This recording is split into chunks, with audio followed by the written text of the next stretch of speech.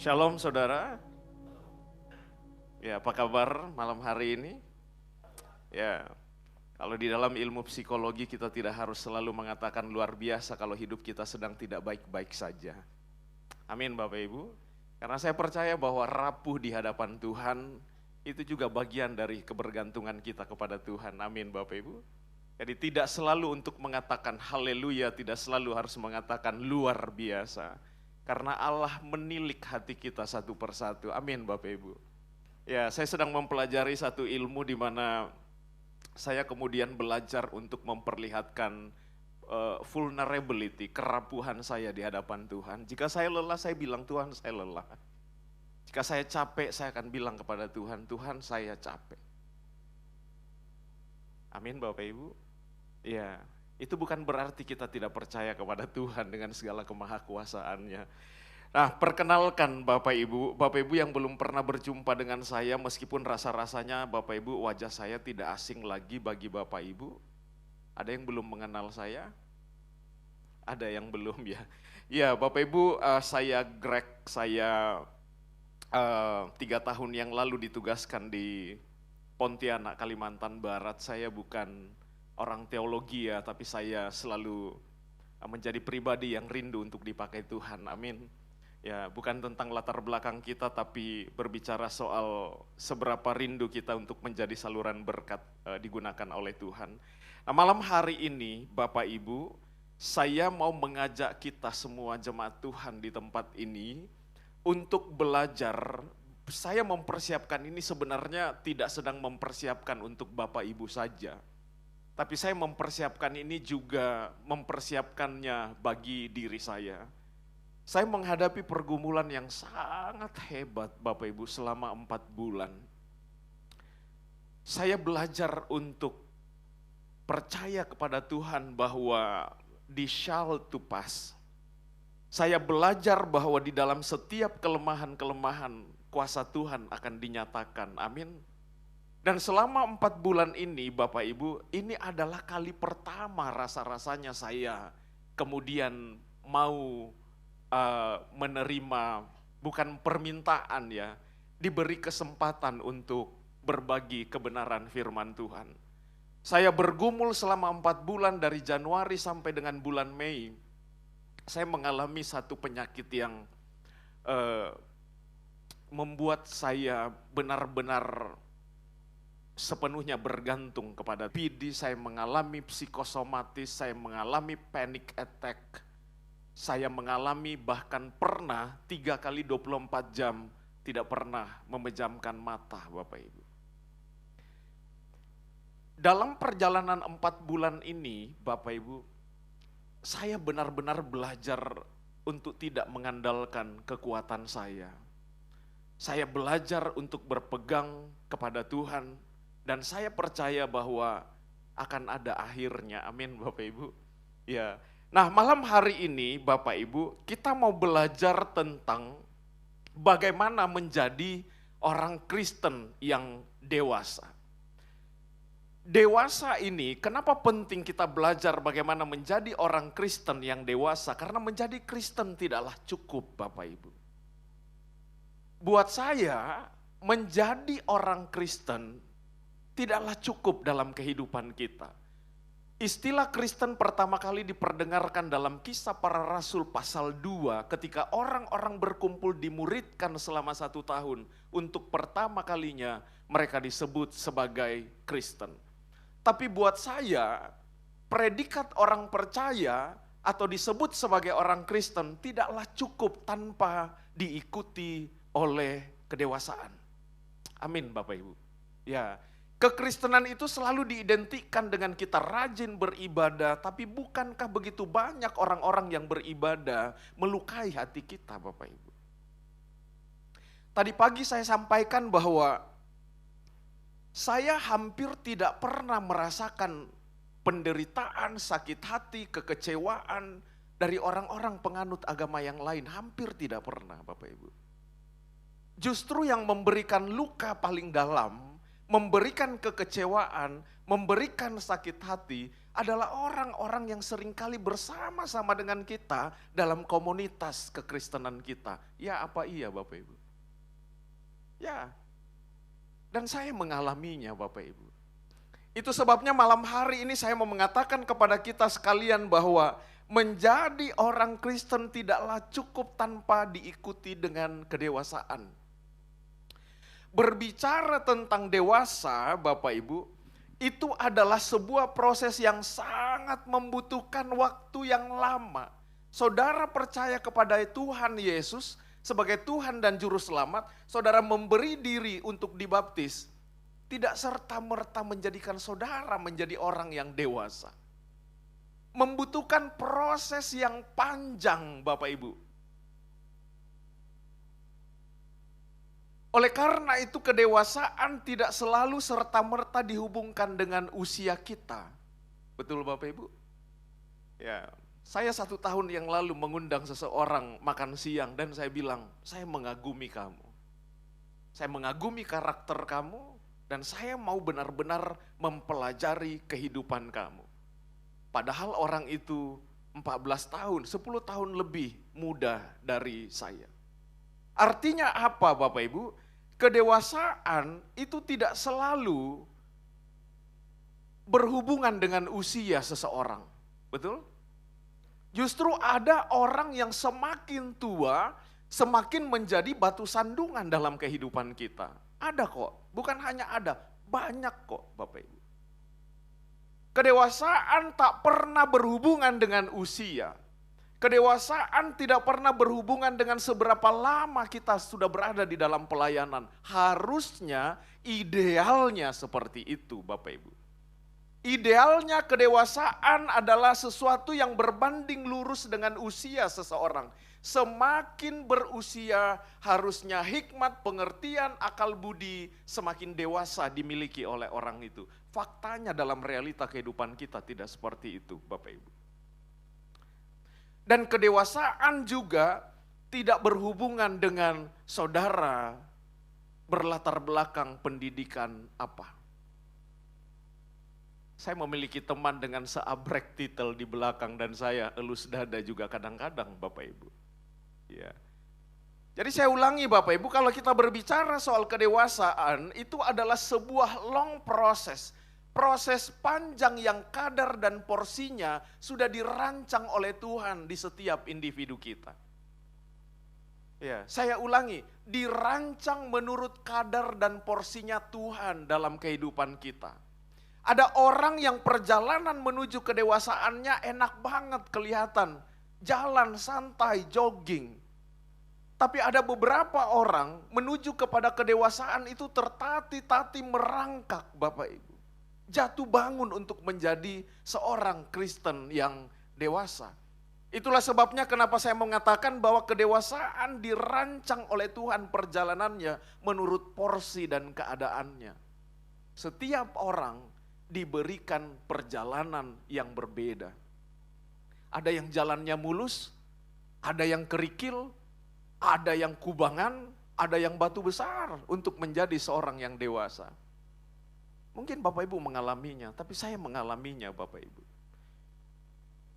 Oleh karena itu pada malam hari ini Bapak Ibu kita bersama-sama mau belajar bagaimana menjadi orang Kristen yang tidak hanya sekedar menjadi Kristen tetapi memperlihatkan kedewasaan dalam Efesus pasal 4 ayat 14 sampai dengan 14, dan ialah yang memberikan baik rasul-rasul maupun nabi-nabi, baik pemberita-pemberita Injil maupun gembala-gembala dan pengajar-pengajar, untuk memperlengkapi orang-orang kudus bagi pekerjaan pelayanan, bagi pembangunan tubuh Kristus.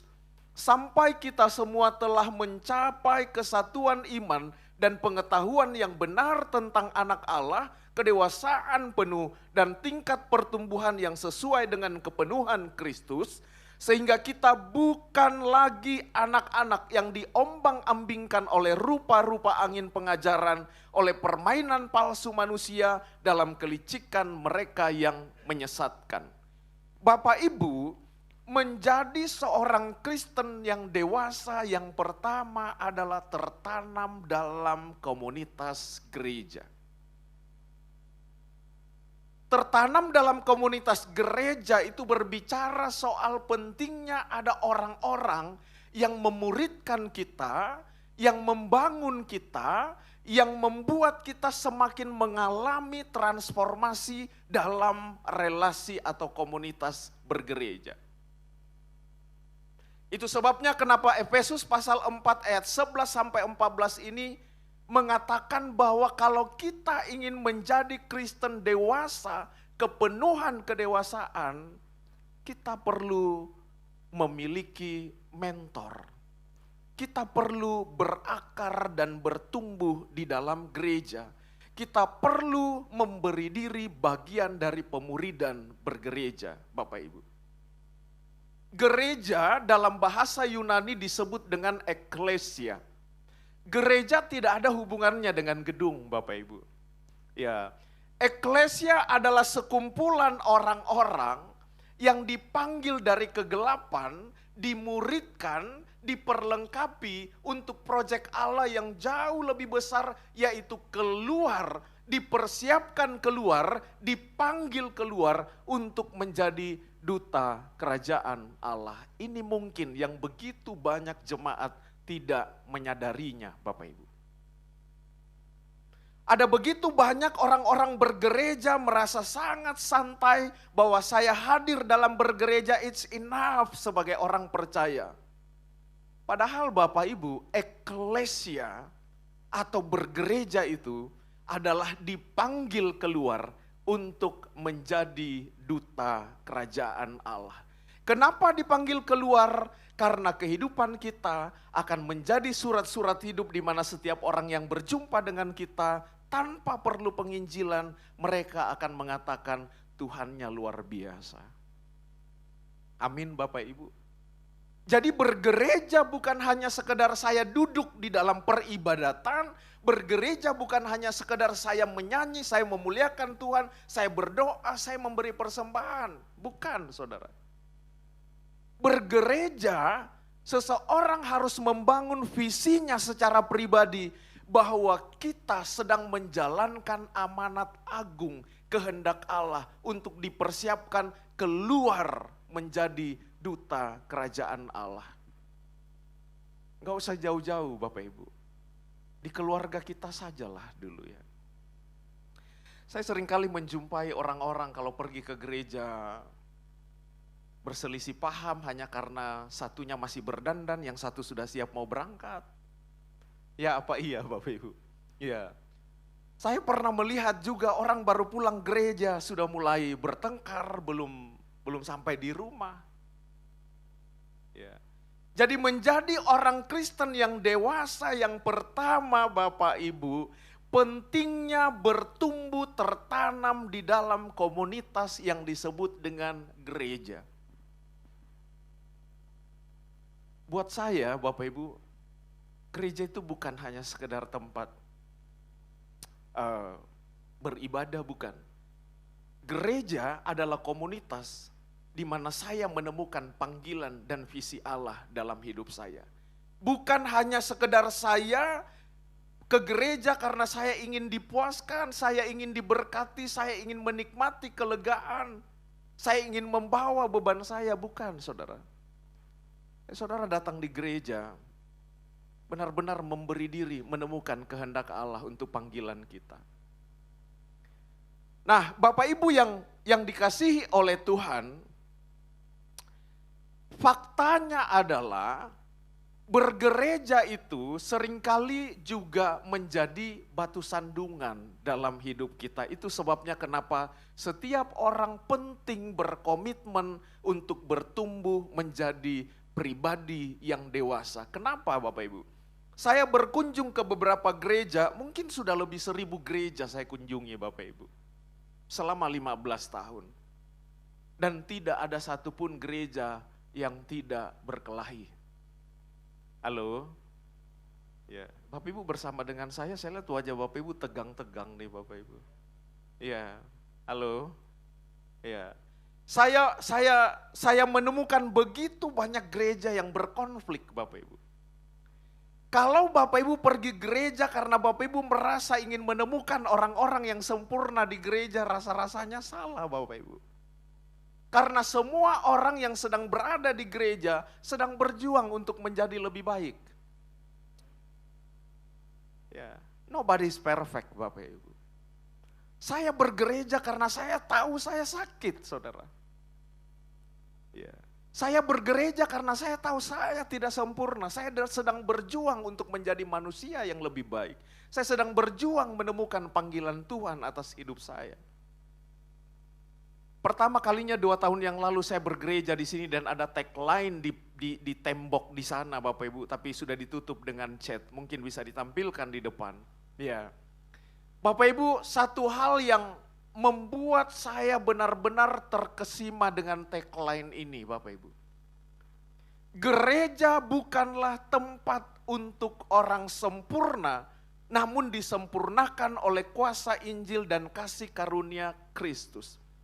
Jadi kalau saudara bergereja karena ingin bertemu dengan orang-orang yang sempurna, rasa-rasanya yang ada saudara akan kecewa. Kenapa? Karena setiap orang yang sedang ada di dalam persekutuan bergereja sedang berjuang dengan perjuangannya masing-masing Bapak Ibu. Ya, saya juga meskipun berkali-kali saya tampil di depan, diberi kesempatan untuk berbagi firman Tuhan, saya merasa saya masih sedang berjuang untuk menjadi lebih baik Bapak Ibu. Saya pernah berkata ke beberapa orang, lebih tepatnya gereja bukan rumah orang-orang sempurna, tapi gereja adalah rumah sakit di mana setiap orang sedang berjuang untuk sembuh.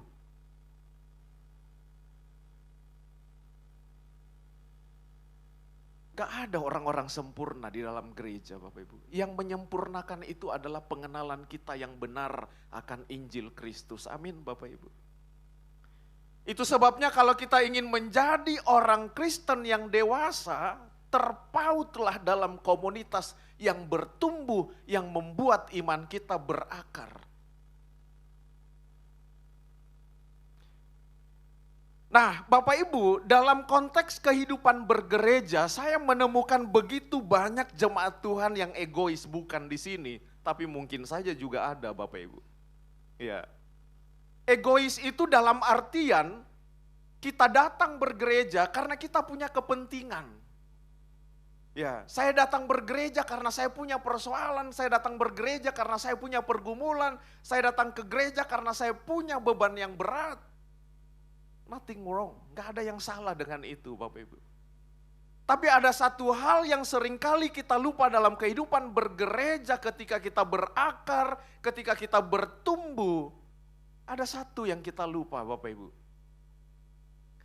Kita lupa bahwa kita bergereja bukan karena kebetulan. Saya percaya begini Bapak Ibu. Saya percaya Bapak Ibu hadir bergereja bukan hanya untuk mengisi kursi-kursi yang kosong ini. Amin Bapak Ibu. Saya percaya bahwa seseorang datang bergereja bukan juga hanya karena ingin menemukan kelegaan dalam Tuhan. Bukan. Itu egois Bapak Ibu. Seringkali kita lupa bahwa ketika kita berada dalam gereja, hadir dalam persekutuan berjemaat, ada satu yang diminta oleh Tuhan. Ya, memberi apa yang kita punya. Saya tidak berbicara soal persembahan ya Bapak Ibu. Saya percaya bahwa Bapak Ibu yang datang malam hari ini bukan hanya membawa hatinya untuk dimerdekakan dengan firman Tuhan. Bukan hanya membawa kehidupannya untuk dilegakan, membawa bebannya untuk dilepaskan, bukan.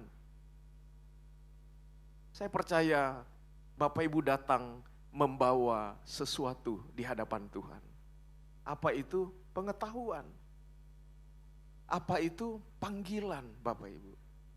Salah satu hal yang membuat saya takjub, saya bercerita tentang GBI Mercy di Manado, di Bandung, di Pontianak.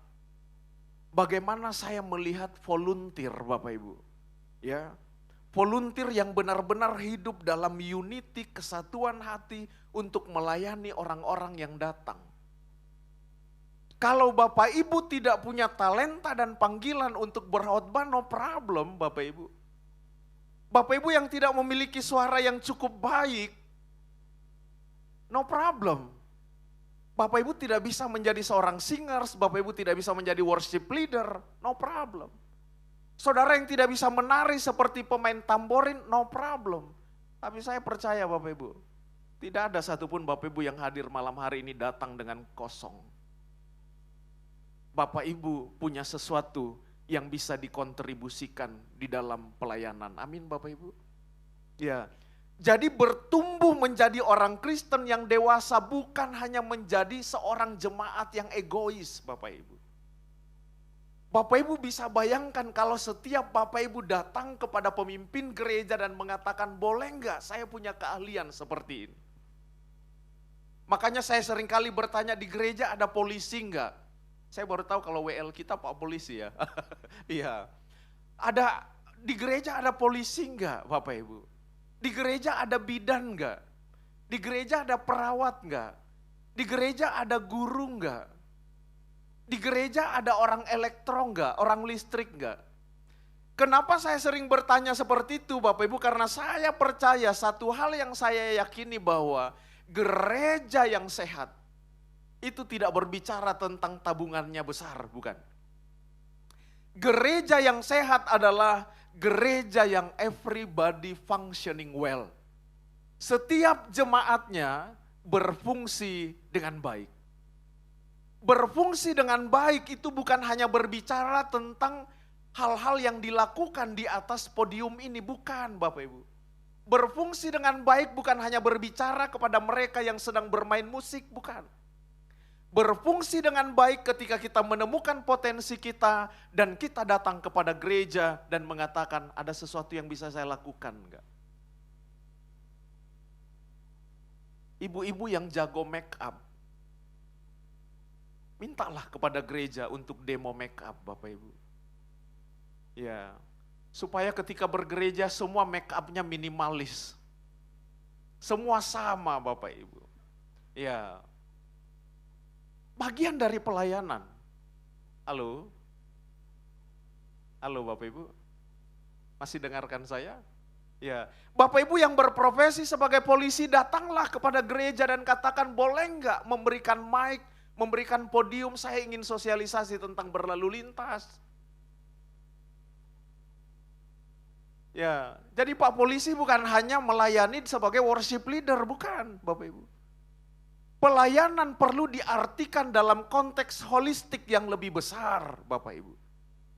Holistik itu bukan hanya berbicara tentang pelayanan peribadatan, bukan. Tapi melayani dengan potensi dan profesi keahlian yang kita punya.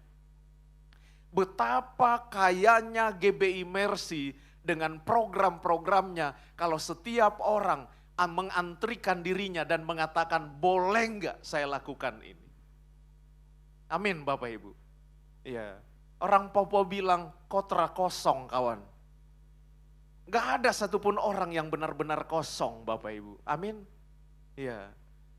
Saya tahu di jemaat di sini ada orang listrik Bapak Ibu. Iya. Saya mengenal seseorang yang ahli listrik di jemaat ini. Pertanyaan saya, pernah enggak yang ahli listrik itu diberikan podium, diberikan mic untuk sosialisasi bagaimana instalasi listrik yang baik dan benar di rumah? Saya pernah menemukan papa saya Bapak Ibu, menyambung steker kulkas dengan kabel radio. Yang serabut dengan kabel pasa. Bukankah banyak rumah yang terbakar karena ketidakmampuan dalam melakukan hal seperti itu? Jadi kalau saudara memiliki keahlian dalam bidang kelistrikan, bolehlah Bapak Ibu. Bergereja bukan hanya berkumpul bersama-sama, mendengarkan firman Tuhan, beribadah, bukan saudara. Gereja adalah dunia holistik di mana setiap orang merasa dikenal, merasa dikasihi, dan berjumpa dengan Tuhan. Ada orang-orang yang memperlihatkan kasihnya yang besar. Amin Bapak Ibu. Ya, jadi jadilah orang Kristen yang dewasa dan tidak egois Bapak Ibu. Egois kalau saudara hanya datang bergereja, lalu kemudian saudara hanya mengatakan saya datang karena saya punya beban berat, saya datang karena saya ingin memuji Tuhan. Bukan saudara. Saya percaya saudara datang membawa sesuatu. Yeah. We cannot give what we don't have. Tapi we can give what we have on what we have. Kita bisa memberikan apa yang kita punya. Bukan hanya berbicara soal persembahan, pengetahuan, keahlian, profesi kita. Ada saudara yang berprofesi sebagai bidan. Undanglah jemaat yang sedang menyusui dan ajarkan bagaimana pijatan oksitosin agar menghasilkan ASI eksklusif yang lebih berkualitas.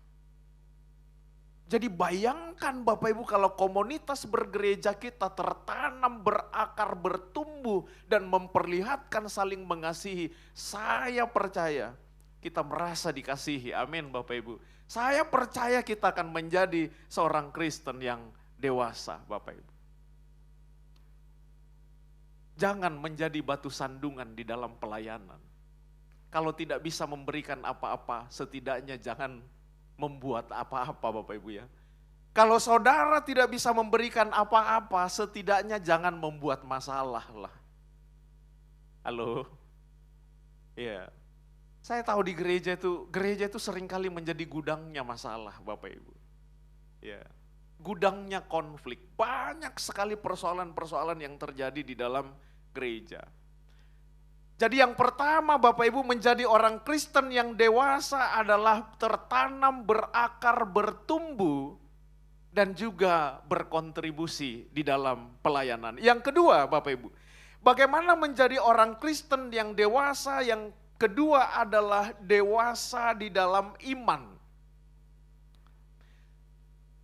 Kalau ada anak kecil yang berumur 5 tahun, lalu kemudian ada meja yang beratnya 10 kilogram, menurut Bapak Ibu, apakah seorang anak kecil 5 tahun bisa mengangkat meja yang beratnya 10 kilogram? I don't think so, Bapak Ibu. Tapi 15 tahun kemudian ketika anak kecil ini berusia menjadi 20 tahun, menurut Bapak Ibu, apakah meja 10 kilogram itu bisa dipindahkan? Apa yang berubah Bapak Ibu? Meja beratnya tidak berubah. Yang berubah adalah kapasitas dari anak kecil ini dari 5 tahun menjadi 20 tahun. Oleh karena itu menjadi orang Kristen yang dewasa Bapak Ibu, kita baca bersama-sama Roma pasal 8 ayat 28. Kita tahu sekarang bahwa Allah turut bekerja dalam segala sesuatu untuk mendatangkan kebaikan bagi mereka yang mengasihi Dia, yaitu bagi mereka yang terpanggil sesuai dengan rencana Allah.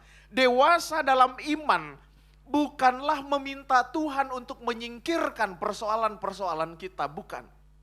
Tapi dewasa di dalam iman adalah meminta Tuhan agar diberikan pundak yang kuat, bukan untuk dibebaskan dari persoalan-persoalan hidup. Kalau kita mau bebas dari persoalan hidup, jawabannya cuma satu, mati. Selama saya dan saudara hidup, selama itu juga saudara, persoalan-persoalan akan kita temui. Kenapa saya mengatakan tadi bahwa menjadi orang Kristen dewasa itu sangat penting, karena persoalan-persoalan yang kita hadapi seringkali dibuat oleh orang-orang yang dekat dengan kita. Betul Bapak Ibu? Iya, orang-orang yang dekat kita. Roma pasal 8 ayat 28 ini Bapak Ibu, ini berbicara tentang kedewasaan mindset.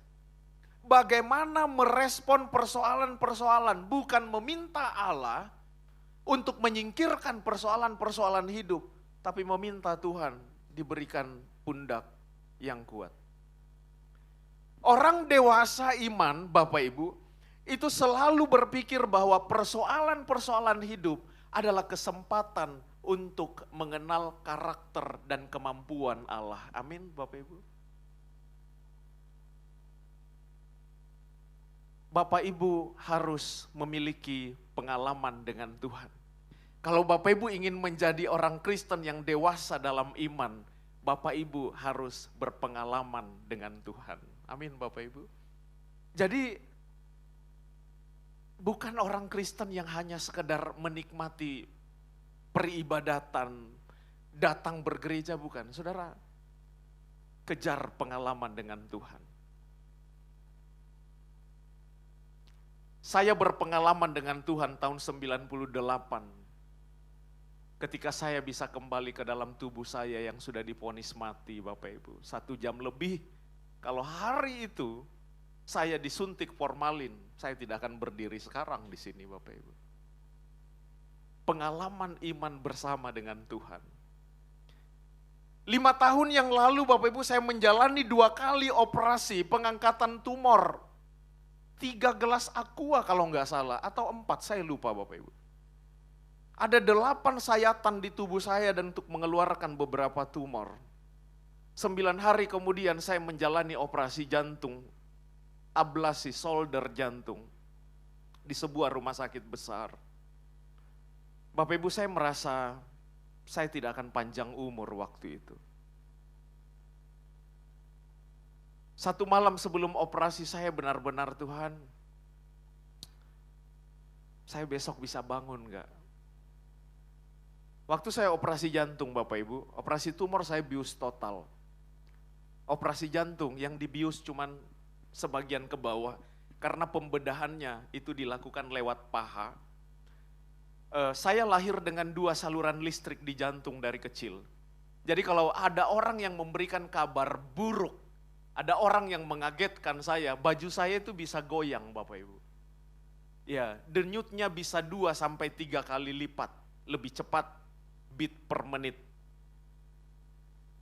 Waktu saya menjalani operasi jantung Bapak Ibu, saya merasa bahwa sepertinya saya tidak akan ada lagi Bapak Ibu. Saya masuk di kamar operasi dari jam 8, setengah 8 atau jam 8 dan saya selesai jam 5 lewat Bapak Ibu. Dengan lebar tempat operasi itu saya berbaring hanya seperti ini, benar-benar pas dengan tubuh Bapak Ibu. Ada 2 dokter dari Rumah Sakit Harapan Kita Jakarta ditunggu untuk menjalankan operasi. Saya berdoa Bapak Ibu semoga operasinya berjalan lancar, pembedahan. Saya tahu saya sedang dibedah karena saya sadar Bapak Ibu. Ya. Lalu dimasukkanlah 3 elektroda. Bapak Ibu tahu rem sepeda yang ke belakang? Bapak Ibu pernah bersepeda? Pernah ya, ada remnya yang seperti kabel ke belakang. Itu 3 dimasukkan dari paha saya untuk membantu mensolder listrik di jantung saya Bapak Ibu. Ya, darah di mana-mana. Lalu kemudian setelah 3 elektroda itu sampai di jantung Bapak Ibu, saya mendengar salah satu dokter yang ada di monitor dan dia bilang, yang kuning salah tolong ditarik ulang.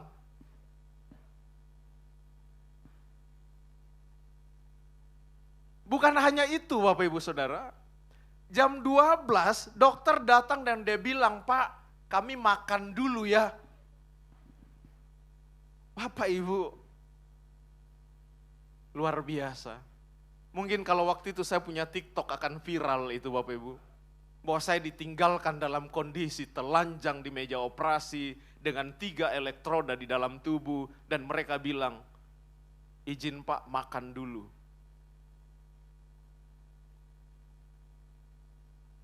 Pengalaman-pengalaman bersama dengan Tuhan Bapak Ibu, itu akan menolong kita menjadi Kristen yang dewasa di dalam iman. Amin Bapak Ibu. Jadi Bapak Ibu harus berpengalaman dengan Tuhan, bukan hanya menjadi orang Kristen yang biasa-biasa saja Bapak Ibu.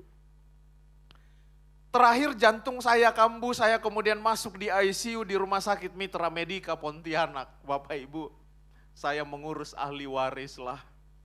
Kayaknya ini yang terakhir ini. Tapi waktu saya lihat denyut jantung saya hampir 200 dari 80 Bapak Ibu, saya bilang, Tuhan, saya biasa ditolong Tuhan. Kapan terakhir Bapak Ibu mengatakan saya biasa ditolong Tuhan ketika Bapak Ibu menghadapi persoalan? Amin Bapak Ibu. Ya, memiliki pengalaman iman bersama dengan Tuhan, itu jugalah yang membuat seorang Daud yang tidak diakui karena postur tubuh yang kecil, dia datang kepada Saul, dia mengatakan, saya hamba Allah, saya biasa membunuh beruang, saya biasa membunuh singa, saya biasa ditolong oleh Tuhan. Dewasa di dalam iman itu berbicara soal mindset, Bapak Ibu. Ya, halo. Dewasa di dalam iman itu berbicara tentang mindset. Kita akan membaca bersama-sama dari Yakobus pasal 1 ayat 2 sampai dengan 4. Firman Tuhan berkata, saudara-saudaraku, anggaplah sebagai suatu kebahagiaan apabila kamu jatuh ke dalam berbagai-bagai pencobaan. Sebab kamu tahu bahwa ujian terhadap imanmu itu menghasilkan ketekunan, dan biarkanlah ketekunan itu memperoleh buah yang matang, supaya kamu menjadi sempurna dan utuh, dan tak kekurangan suatu apapun. Kembali ke ayat 2, Yakobus pasal 1 ayat 2, saudara-saudaraku, anggaplah sebagai suatu kebahagiaan. Saya pernah membaca ini dan saya mengatakan, gila nih firman Tuhan, Bapak Ibu. Bagaimana mungkin firman Allah ini meminta kita bahwa kalau kita menghadapi berbagai macam pencobaan, ujian, tantangan hidup, kita katakan anggaplah itu sebagai suatu kebahagiaan. How come, Bapak Ibu? Bagaimana mungkin firman Allah meminta kita? Ternyata Bapak Ibu, bahagia di sini bukanlah berarti bahagia happy, damai sejahtera, bukan Bapak Ibu. Tetapi di dalam Yakobus pasal 1 ayat 2 sampai dengan 4 mengatakan bahwa jalan masuk kesempurnaan dan kebergantungan kita kepada Allah itu melalui ujian. Makanya di dalam firman Tuhan Yakobus pasal 1, 2 sampai dengan 4 ini dikatakan bahwa ujian yang kita hadapi itu akan menghasilkan yang disebut dengan ketekunan. Dan ketekunan yang kita hasilkan akan membawa kita kepada buah yang matang dan sempurna akan pengenalan karakter dan kekuasaan Allah.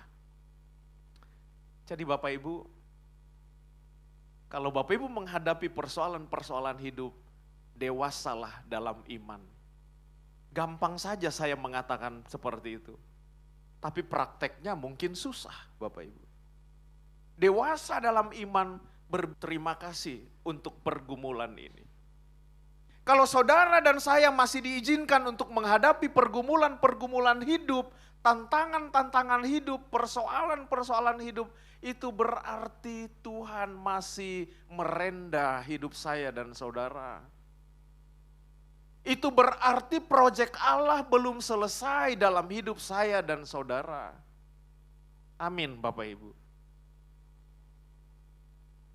Jadi kalau kita masih diperhadapkan dengan berbagai macam pergumulan-pergumulan hidup, satu indikasi bahwa kita masih hidup. Yang kedua, Allah belum selesai merendah hidup saya dan saudara. Itu iman Bapak Ibu. Saya bilang ke Tuhan 4 bulan terakhir, Tuhan saya capek. Tuhan saya lelah. Satu hal yang menguatkan saya 1 minggu terakhir adalah, this shall to pass, ini akan berakhir.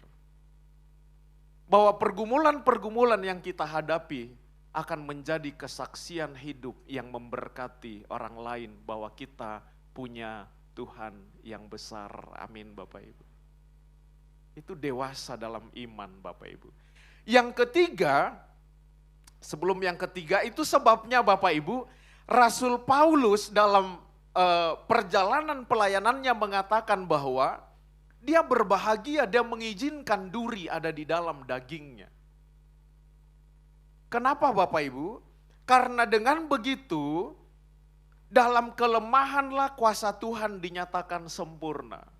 Seringkali kita sombong dengan kemampuan kita. Betul Bapak Ibu? Saya salah satunya. Saya seringkali merasa bahwa segala persoalan bisa saya selesaikan dengan kemampuan saya. Seringkali tanpa kita sadari bahwa kita hidup dengan kesombongan rohani kita. Untuk memeluk kita. Saya saya menonton satu video singkat di TikTok beberapa hari yang lalu Bapak Ibu.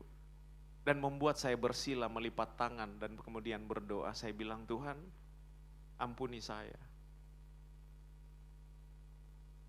Saya seringkali lalai menyapa Tuhan. Karena saya merasa siklus hidup ini akan terus seperti itu. Bangun pagi, tidur malam, bangun lagi pagi. Saya merasa bahwa siklus itu akan berlangsung selamanya. Saya lupa Bapak Ibu. Saya seringkali lupa menyapa Tuhan. Saya seringkali merasa bahwa hidup ini saya akan jalani dengan kekuatan saya. Bapak Ibu, dewasa dalam iman itu berbicara soal mindset. Memandang persoalan-persoalan sebagai pintu masuk untuk menyatakan kebergantungan kita kepada Tuhan dan mengakui karakter dan kemahakuasaan Allah. Amin Bapak Ibu. Dan yang ketiga Bapak Ibu, menjadi orang Kristen yang dewasa itu berbicara tentang seseorang yang benar-benar hidupnya peduli kepada orang lain. Kita akan baca Yakobus pasal 2 ayat 8 sampai dengan 9 Bapak Ibu. Akan tetapi jikalau kamu menjalankan hukum utama yang tertulis dalam kitab suci, kasihilah sesamamu manusia seperti dirimu sendiri, kamu berbuat baik. Tetapi jikalau kamu memandang muka, kamu berbuat dosa dan oleh hukum itu menjadi nyata bahwa kamu melakukan pelanggaran. Saya mengingat ketika Tuhan Yesus menceritakan perumpamaan seseorang yang membawa persembahannya di hadapan Tuhan. Dan dia berkata bahwa kalau kamu masih memiliki persoalan dengan saudaramu, tinggalkan persembahanmu dan pulanglah terlebih dahulu menyelesaikan persoalan itu. Itu sebabnya firman Tuhan mengatakan Bapak Ibu bahwa hukum yang terutama adalah kasihilah Tuhan Allahmu dengan segenap hatimu, dengan segenap akal budimu, dan hukum yang kedua yang sama dengan itu, sama levelnya, sama derajatnya, sama porsinya, yaitu mengasihi orang lain. Bapak Ibu, sehari-hari kita seringkali menjadi batu sandungan buat orang lain. Paling sering adalah penilaian kita.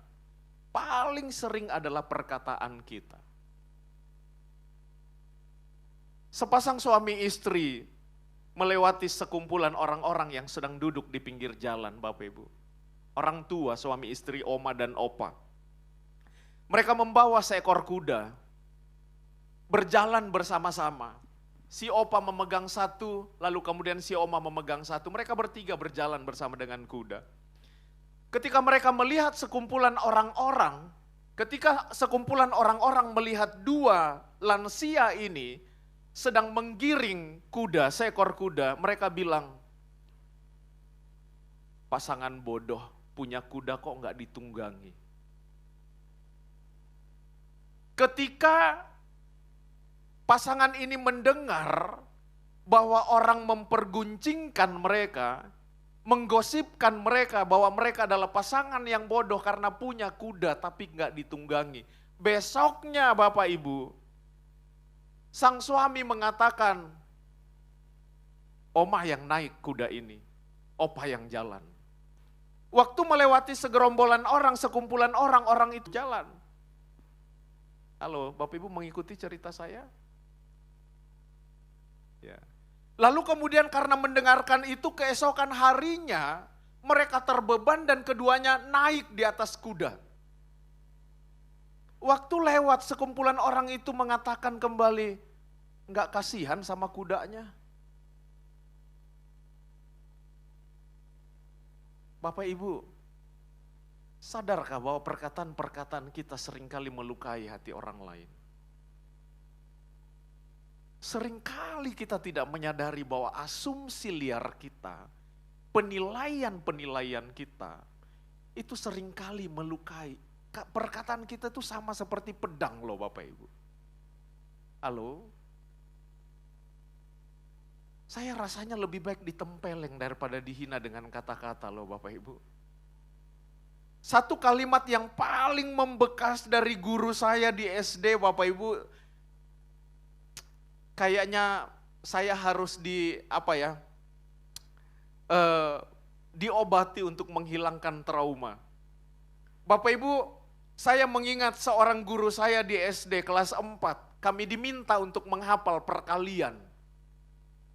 Karena gugup, saya tidak bisa menghafal perkalian 7. Kalau sekarang Bapak Ibu meminta saya perkalian 7, saya hafal di luar kepala tuh Bapak Ibu, saking traumanya. Ya. Lalu kemudian ibu itu mendekati saya, mempertemukan ibu jarinya dan jari telunjuknya di dalam perut saya Bapak Ibu. Ketemu. Bapak Ibu bisa rasakan sakitnya. Ya kalau saya gemuk sekarang mungkin nggak bisa ya Bapak Ibu. Dulu saya kurus. Ibu jari dengan jari telunjuk bertemu di dalam perut Bapak Ibu. Dan sambil dia goyang-goyang, satu kalimat yang sampai sekarang tidak bisa hilang dari ingatan saya adalah, anak guru kok nggak bisa hafal perkalian. Wah Bapak Ibu, yang ini sembuh. Kata-kata itu titik komanya nggak hilang dari ingatan saya Bapak Ibu. Berhati-hati mengeluarkan perkataan Bapak Ibu. Halo? Berhati-hati mengeluarkan perkataan. Perkataan itu punya kuasa membunuh sama seperti kanker. Sama dengan penyakit-penyakit keras lainnya Bapak Ibu. Itu sebabnya perkatakanlah damai sejahtera selalu. Amin Bapak Ibu. Ya. Itu sebabnya firman Tuhan mengatakan berbahagialah orang yang membawa damai karena mereka disebut sebagai anak-anak Allah. Damai sejahtera dalam perkataan. Mengeluarkan kata-kata, kaki yang masuk ke dalam selokan bisa kita tarik. Tapi dengan apakah perkataan keluar dari mulut ditarik kembali? Halo? Kaki yang masuk ke got, ke selokan, bisa kita tarik kembali. Tapi dengan apakah kata-kata yang sudah terlontar dari mulut bisa kita tarik kembali?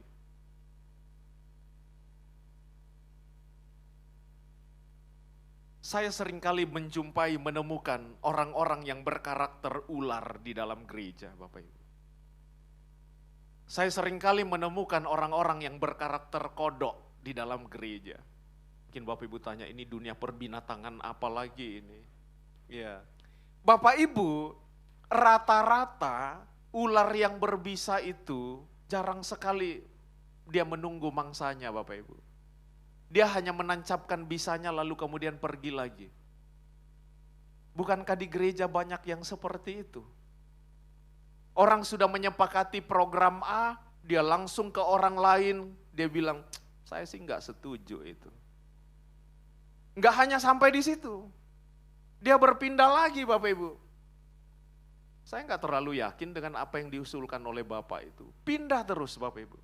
Dia menyebarkan bisa kemana-mana. Ada yang seperti itu? Ya, ya. Di mana-mana ada Bapak Ibu. Ya, di mana-mana saya berjumpa di dalam pelayanan ada orang yang berkarakter ular. Menancapkan bisanya kemana-mana. Menceritakan ketidaksukaannya kemana-mana. Menceritakan komplainannya kemana-mana. Bahkan ironisnya hal-hal yang tidak beralasan sekalipun. Hanya karena ketidaksukaan. Itu ular tuh Bapak Ibu.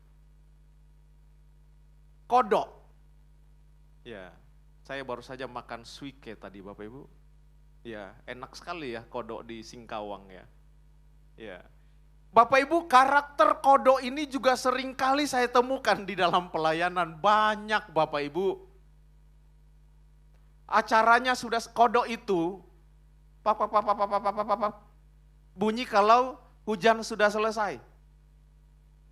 Natalnya sudah selesai tapi gosipnya berkesinambungan. Masih seperti drama Korea. makanannya yang diceritakan, acaranya yang diceritakan, seragamnya yang diceritakan, semuanya Bapak Ibu. Ada seperti itu? Gak usah tahan-tahan Bapak Ibu. Ya, ada banyak Bapak Ibu dalam gereja. Ya. Saya mempelajari animal karakter di Kenya, Afrika Bapak Ibu. Jadi ada 34, tepatnya 42 karakter binatang yang sebetulnya seringkali kita jumpai dalam bergereja Bapak Ibu. Ya. Saya tidak punya kesempatan untuk menyampaikannya malam ini kepada Bapak Ibu. Jadi menjadi orang Kristen yang dewasa yang ketiga adalah bagaimana mengerti, memahami persoalan orang lain Bapak Ibu, tidak egois. Memahami luka-luka yang dialami oleh orang lain. Dalam sakit saya selama 4 bulan, saya baru 2 hari yang lalu mau terkoneksi dengan papa saya Bapak Ibu. Karena setiap kali saya telepon, dia mengatakan, anak laki-laki kok begitu. Waduh Bapak Ibu. Ya, seringkali sakit yang seperti saya alami itu cuma ingin didengarkan saja Bapak Ibu. Tidak perlu dikomentari. Ya, saya ingin didengarkan saja saya bilang Pak. 2 hari yang lalu dia seperti melakukan kekerasan kepada saya Bapak Ibu. Ya, saat ini dalam dunia psikologi dan konseling kita sering mendengarkan istilah yang namanya spiritual abuse. Kita menganggap ketika orang menghadapi persoalan kita mengatakan, kurang dekat dengan Tuhan. Tapi kalau saudara memiliki mindset yang benar, ingat Bapak Ibu.